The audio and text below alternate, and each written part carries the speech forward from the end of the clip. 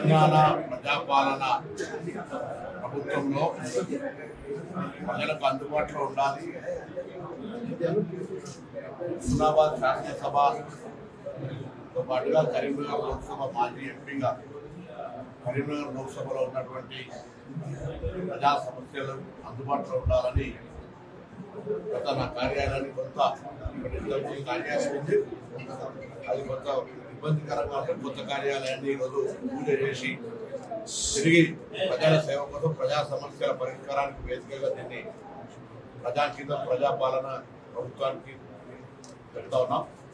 ఈ కార్యాలయం నుంచి లోక్సభ నియోజకవర్గ పరిధిలోని ప్రజా సమస్యల పరిష్కారంతో పాటుగా అభివృద్ధికి సంబంధించిన విషయాలు కూడా ఎప్పుడు అందుబాటులో ఉంటాం. కార్యాలయంలో సిబ్బందితో సహా అన్ని రకాల ఆర్జీలు, విజ్ఞాపన పత్రాలు, ముఖ్యమంత్రి సహాయ నిధి, ఇతరత్ర ఆసుపత్రికి సంబంధించి కానీ, విద్యార్థులకు సంబంధించి కానీ, మహిళలకు సంబంధించిన ప్రభుత్వ పథకాలకు సంబంధించి అన్ని రకాల సమాచారం అందుబాటులో ఉంటుంది. గౌరవ ముఖ్యమంత్రి గారి నాయకత్వంలో, అదేవిధంగా పార్టీ కార్యక్రమాల నాయకత్వంలో ఈ కార్యాలయం అన్ని రకాలుగా వేదికగా ఉంటుంది. అందరూ దీన్ని ఉపయోగించుకోవడం కోరుతాం.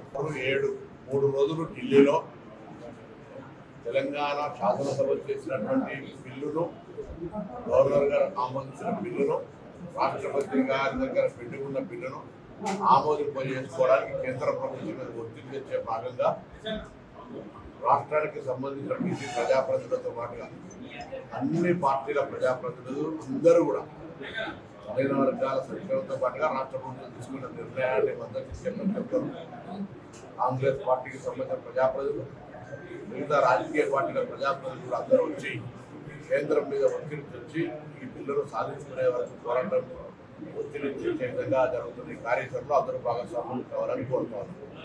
గత తెలంగాణ ఉద్యమం ఏ విధంగా అయితే పార్టీలకు అతీతంగా కుల సంఘాల జేఏసీగా, ఏ గ్రామంలో ఆ గ్రామం యూనిట్గా ఉద్యోగ సంఘాలు కూడా సాధనలో ఏ విధంగా ఏర్పడ్డారో ఈరోజు కూడా ప్రభుత్వం తీసుకున్నటువంటి ఒక గొప్ప ఆదర్శవంతం దేశానికి అయినటువంటి నిర్ణయానికి సహకరించే విధంగా ప్రతి ఒక్కరు భాగస్వాములు కావాలని కోరుతూ 5, 6, 7 ఢిల్లీలో జరిగే కార్యక్రమం ద్వారా కేంద్రంలో ప్రాతినిధ్యం వహిస్తున్నటువంటి గౌరవ బీజేపీ మంత్రులు కానీ, బీసీ ప్రజాప్రతినిధులు కానీ అందరూ కూడా సానుకూలంగా కార్యాచరణ తీసుకొని ఈ ప్రభుత్వ ప్రతిపాదనను అమలు చేయాలన్నట్టుగా ఈ సందర్భంగా విజ్ఞప్తి చేస్తాం.